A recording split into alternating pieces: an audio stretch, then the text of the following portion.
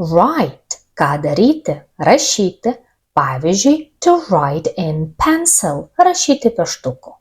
Jeigu norime kažką perrašyti, sudarysime veiksmažodį rewrite, pridėję prie kamieno priešdėlį re.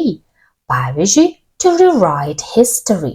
Perrašyti istoriją. O kalbėdami apie žmogų užsiimančių rašymu, pridėsime prie kamieno write priesagą a ir gausime daiktavardį writer, rašytojas, autorius. Pavyzdžiui, a fiction writer, grožinės literatūros rašytojas. O pridėję priesagą ing gausime žodį writing, rašymas, raštas, rašysena. Pavyzdžiui, creative writing, kūrybinis rašymas.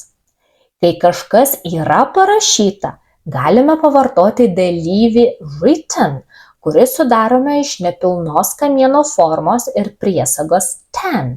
Atkreipkite dėmesį į dingusią raidę i ir dvigubą t. Pavyzdžiui, written answer, raštiškas atsakymas. Įsiminti visus žodžius kontekste galite išmokę tokį sakinį. To write well, a writer must check the writing, rewrite the bad parts, and keep what is written. Like and follow for more.